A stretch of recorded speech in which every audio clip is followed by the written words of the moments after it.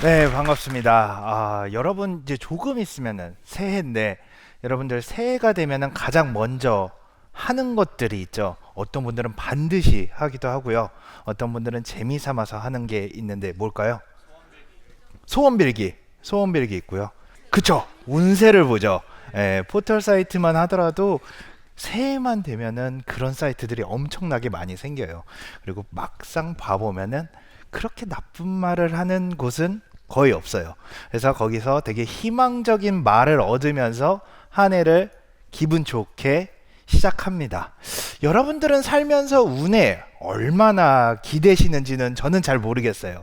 그런데 사실 살다 보면은 우리 인류라는 존재는 아주 오래 전부터 하늘에 의미를 빌려 왔었습니다.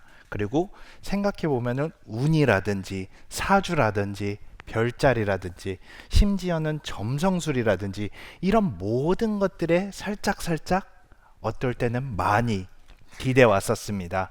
왜 이렇게 기대 왔을까요? 아마도 우리가 어떻게 살아야 단단한 마음을 가지고 또 이 사회 풍파에 덜 흔들릴까 무언가의 위로받고 싶은 그런 마음이겠죠.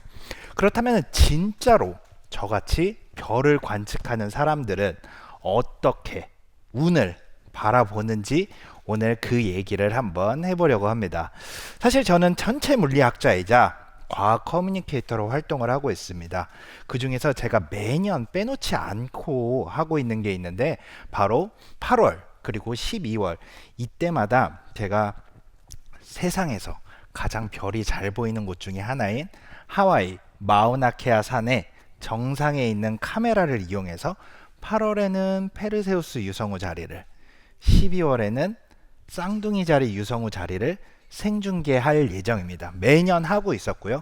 금년 12월에도 이 쌍둥이 자리 유성우를 생중계를 할 예정입니다. 유성우가 탁 지나가는 모습 보이시죠?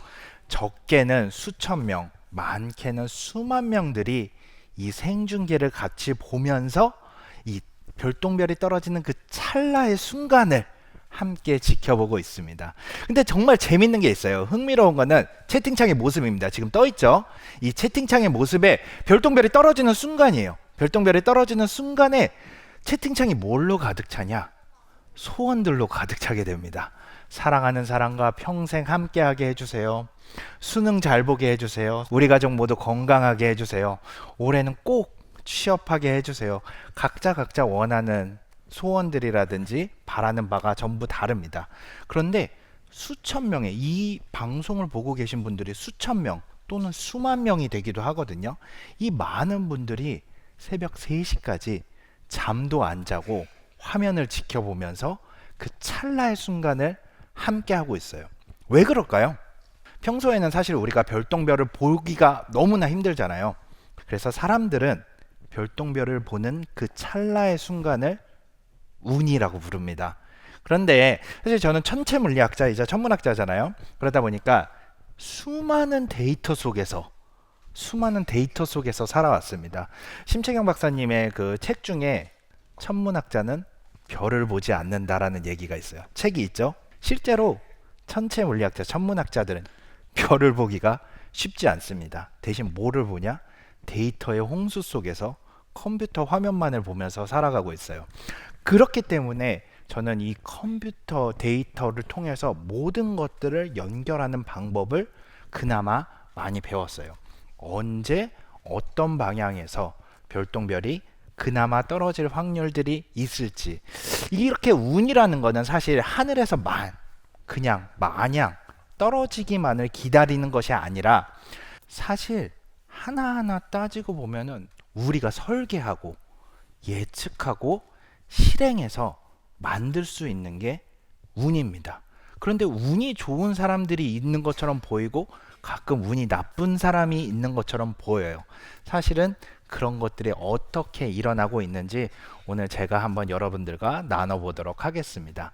사실 이 이야기는 아주 오래전부터 시작을 해요. 제가 2015년도에 한국천문연구원이라는 곳에 입사를 합니다. 그리고 2016년부터 강연이라는 것을 처음 해보기 시작했었어요. 제가 어디 강연을 나가서 우주 얘기를 하겠죠. 우주 얘기를 하면은 가장 많이 듣는 질문이 있습니다. 가장 많이 듣는 질문이 혹시 뭐일 것 같으세요? 그렇죠. 외계인입니다. 탁 손 들고 외계인 있다고 생각하세요? 엄청나게 많이 물어봐요. 사실 저도 이 질문이 가장 궁금하거든요. 여러분들은 어떻게 생각하는지 모르겠지만 저는 외계인 조금 낮춰서 외계 생명체는 반드시 있다고 생각을 합니다. 뭐 여러 이유가 있겠지만 그 이유는 시간이 조금 부족하니까 오늘은 다음에 얘기하기로 하고요. 사실 우리는 이 이야기가 가장 재밌는데 사실은 그죠? 네. 사실 우리는 외계 생명체를 찾기 위해서 반드시 찾아야 하는 게 있습니다. 먼저 무엇을 찾아야 될까요? 물. 그렇죠? 근데 물이 있어도 우주에 물이 있다고 해서 살 수가 있을까요? 그들이 살 수 있는 공간이 있어야 됩니다. 그죠? 그게 바로 외계 행성들이에요. 그래서 우리는 외계 행성들을 먼저 찾아봐야 돼요. 그런데 인류가 첫 번째 외계 행성을 찾은 게 언제쯤일 것 같으세요? 되게 오래됐을 것 같죠? 느낌상으로는 첫 번째 외계 행성을 찾은 게 1992년입니다. 얼마 안 됐어요. 인류가 외계 행성이 있을 거다라는 거는 너무나 당연하게 알고 있었지만 첫 번째 외계 행성, 그러니까 우리 태양계 밖에 존재하는 다른 별을 돌고 있는 외계 행성을 처음 찾은 거는 1992년도였어요. 심지어 그때 찾은 외계 행성은 우리 태양과 같은 별을 돌고 있는 게 아니라 중성자별이라고 하는 죽은 별을 돌고 있었어요. 그래서 우리가 그 외계 행성을 찾았다 하더라도 사실 우리가 외계 행성을 찾는 이유가 뭐였죠? 외계 생명체가 있을 거라고 생각했기 때문에. 그래서 우리 태양과 같은 별을 돌고 있는 외계 행성을 찾은 거는 1994년도였습니다. 그래서 그분들은 외계 행성을 찾았던 세 분들은 노벨상을 타기도 했었죠. 그만큼 중요한 겁니다. 그런데 어떻게 이렇게 외계 행성을 찾을 수 있을까요? 사실은 불가능에 가까운 도전입니다.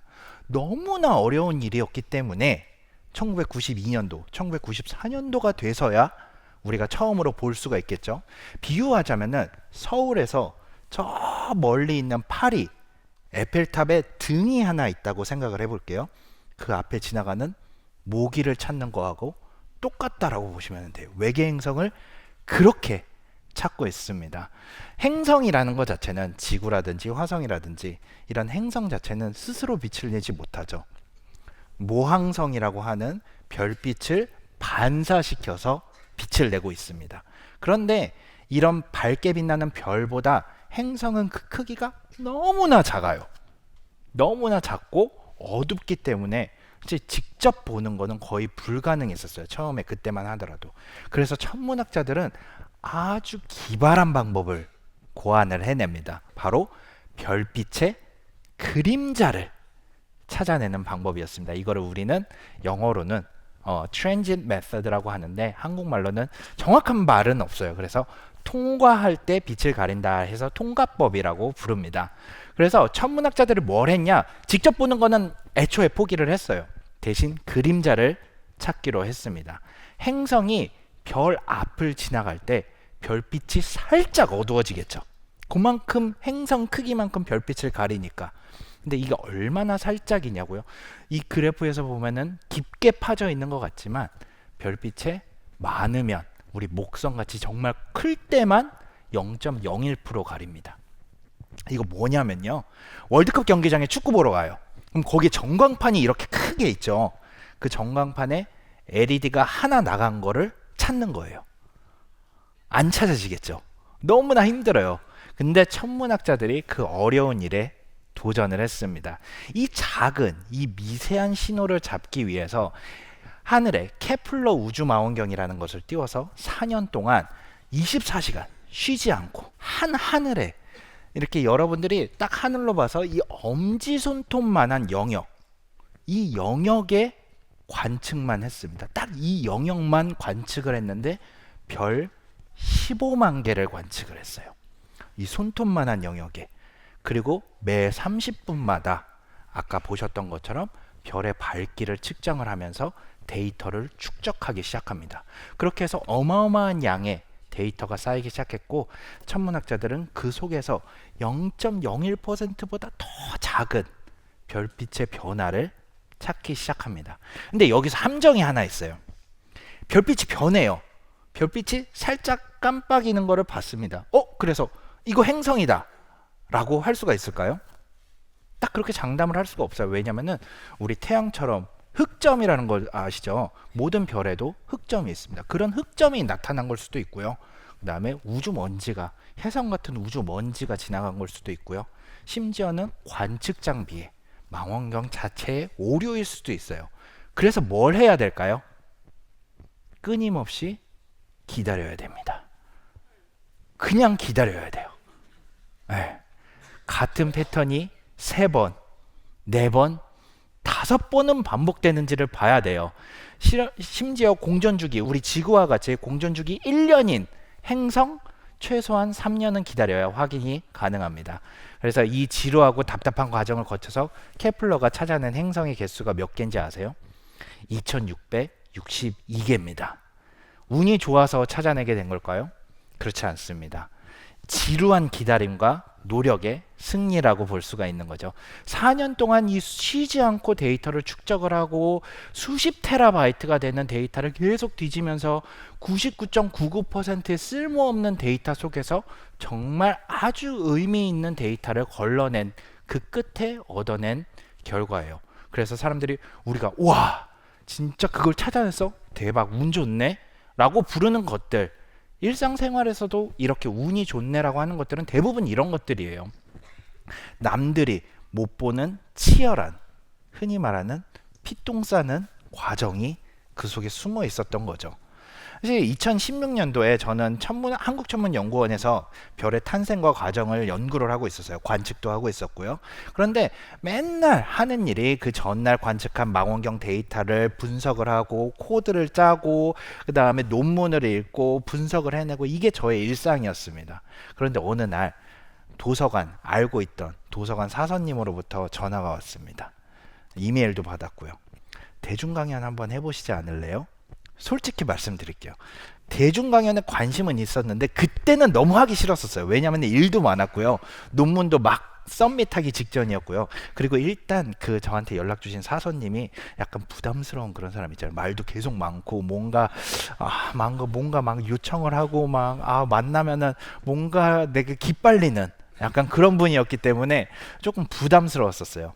근데 선배들도 하나같이 만류했거든요. 이런 일을 하는 거는 너한테 도움이 안 된다. 굳이 가서 뭐 하냐. 논문 쓸 시간도 없고 그 다음에 이렇게 대중활동 하는 것은 그 당시에 사실 뭐 지금도 많은 부분에서 그렇기는 하지만 학계에서 인정을 받지 못합니다. 연구에 집중하지 않는다라고 보는 시선도 있거든요. 그런데 왜 했냐고요? 천문학자는 아까 말씀드렸듯이 매일 데이터 속에서 0.01%의 신호를 찾는 사람들입니다. 0.01%가 그런 작은 변화가 저한테는 의미가 있을 수 있지 않을까라는 생각이 들었어요. 그래서 첫 번째 강연을 갔습니다. 도서관에 한 30명 정도 있었어요. 30명 정도 되면은 집중이 딱 되죠. 그래서 저녁 7시였는데 7시면은 저녁 드시고 온단 말이에요. 그러니까 거의 저녁 피곤하고 일 끝내고 저녁도 먹었죠. 얼마나 모든 조건이 완벽했습니다. 다 졸기 시작하죠. 네. PPT도 무슨 학술 대회 만드는 것처럼 처음 만들어 보니까 너무 딱딱했고 지금처럼 대중 강연 경험도 없었기 때문에 완전히 실패한 강연이었습니다. 그런데 그때 중학생 한 명이 딱 눈을 반짝이면서 물어보는 거죠. 우리도 그럼 다른 행성에서 이렇게 살 수 있나요? 라고 물어봤었어요. 그때 약간 엄청난 에너지를 얻으면서 내 얘기가, 내 연구가 누군가에게는 꿈과 희망이, 그리고 이 아이가 나중에 미래를 결정하는데 영향을 줄 수 있겠구나 라고 생각을 했어요. 그 후에는 정말 열심히 준비를 했었어요. 낮에는 연구 생활을 하는데 이 연구를 한 거를 남들에게 어떻게 하면 재미있게 만들 수 있을까라고 생각을 했었어요. 그래서 일상적인 비유로도 얘기를 해보고 맨날 낮에 회의를 가면 한국천문연구원에 계신 분 안 계시죠? 네, 좋습니다. 한국천문연구원에 가서 회의를 하면은 정말 재미있는 내용을 정말 재미있는 주제를 정말 재미없는 사람들이 재미없는 얘기로 재미없게 얘기를 합니다. 그럼 회의를 하고 나면 진이 다 빠져요. 그러니까 이 똑같은 얘기를 어떻게 하면 좀 더 재미있게 만들 수 있을까라는 설명하는 연습을 했었죠. 그래서 처음에는 30명이었던 청중들이 급기야는 온라인으로 확장되기 시작했고, 지금 제가 운영을 하고 있는 안될과학이라는 채널에서 온라인에 처음으로 출연을 하게 됐습니다. 그리고 나서 그때 처음 시청자 수가, 조회수가 하루 만에 10만 명, 15만 명이 늘어섰어요. 너무나 깜짝 놀랐던 거죠. 30명이 10만 명, 20만 명이 돼서 와, 이런 반응이 오는구나 라는 거를 느꼈죠. 그리고 나서 5년이 지난 지금의 구독자가 135만이 됐습니다. 네, 물론 제가 다 한 거는 아니지만 저희 팀이 같이 한 결과기는 하지만 제 영상 하나하나가 이렇게 수십만 명에게 과학의 재미를 전달을 할 수 있고, 그 다음에 과학이라는 게 실제로 어렵고 딱딱하지만은 않다라고 전할 수 있음에 저는 감사하고 뿌듯함을 느낍니다. 그만큼 책임감도 느끼기도 하고요. 그때 만약에 제가 그 사서님의 이메일을 무시를 했으면은, 아니면은 그때 중학생의 그 친구가 제가 느낀 강연이 처음에 너무 어색했다고 포기를 했다라면은, 그리고 나서 천문학자로서의 제 연구를 쉽게 푸는 연습을 하지 않았다면은, 사실 저는 그저 그런 연구자로 아무 일도 일어나지 않은 채로 지금 남아 있었겠죠. 운이라는 게 뭘까요? 저는 준비된 사람만이 알아볼 수 있는 신호라고 생각을 합니다. 100% 운이라는 거는 정말 갑자기 길 가는데 벼락을 맞거나 갑자기 로또가 나한테 된다는, 내가 어떻게 할 수 없는 그런 것들이라고 생각을 해요. 심지어 로또도 당첨이 되려면 로또를 사는 행위 정도는 해야 되는 거예요. 그래서 그 신호를 결과로 얻어내는 거는 저는 꾸준한 노력과 과정이라고 생각을 합니다. 기회도 마찬가지라고 생각을 합니다. 꾸준히 관찰을 하면요, 패턴이 보이고요. 그 패턴을 이용해서 다음 기회를 예측할 수가 있습니다. 그리고 아까도 말씀드렸듯이 노이즈 속에서 신호를 구분해내는 능력은 자연스럽게 길러질 겁니다. 모든 사람들한테 기회는 공평하게 흘러가요. 3번만 온다? 그런 거 없어요. 너무나 많이 흘러갑니다. 그 중에서 노이즈에서 신호를 구분해낼 수 있으면은 여러분들도 그 기회를 찾는 거고, 남들이 봤을 때는 그 순간이 운이 좋은 사람처럼 보이는 거죠. 그리고 가장 중요한 거는 확신이 들면은 실행을 하는 겁니다. 실행을 하는 거 정말 힘들어요. 근데 막상 해보면 별거 아니거든요. 해봐야지만 이게 내 길이다 아니다라는 거를 알 수가 있습니다. 그래서 여러분들이 별똥별을 기다리지 마시고 별똥별을 찾아야 됩니다. 처음에 말씀드렸잖아요. 유성우가 매년 쏟아집니다. 근데 그 유성우 생중계를 하다 보면은 수천 개의 소원을 보는데 재밌는 패턴이 있어요. 매년 소원을 얘기를 하다 보면은 그 똑같은 분이 오셔서 다른 얘기를 합니다. 처음에 취업하게 해주세요 했던 분이 나중에는 리더가 되게 해주세요. 좋은 사람 만나게 해주세요 했던 분이 좋은 가정을 이루게 해주세요. 아이를 갖게 해주세요. 왜 그럴까요? 그분들은 별똥별만 바라보고 기다렸던 게 아니거든요. 몇 년 동안 꾸준히 자신만의 망원경을 만들고 그 기회를 관측을 하고 꾸준히 기다리면서 그 기회를 만들어 왔던 거죠. 별똥별은 하늘에서만 떨어지는 게 아닙니다. 사실 우리가 만들어가는 모든 과정이라고 생각을 합니다. 그래서 천체 물리학자인 저는 이제 밤하늘에 별만 연구를 하지는 않습니다. 과학 커뮤니케이터로서 과학의 여러 분야를 여러분들에게 전달해주고 누군가의 인생에 과학이라는 별을 띄워주는 역할을 하고 있다라고 생각을 합니다. 여러분들은 어떤 별을 띄울지 저는 궁금한데요. 저는 여러분들이 운을 기다리지는 않았으면 좋겠습니다. 그리고 만들어 갔으면 좋겠습니다. 그리고 누군가에게 운이 좋다라는 얘기를 들으면은 여러분들은 그때 성공했다라고 얘기를 할 수 있을 것 같아요. 기회의 신호를 놓치지 않는 여러분이 됐으면 합니다. 감사합니다.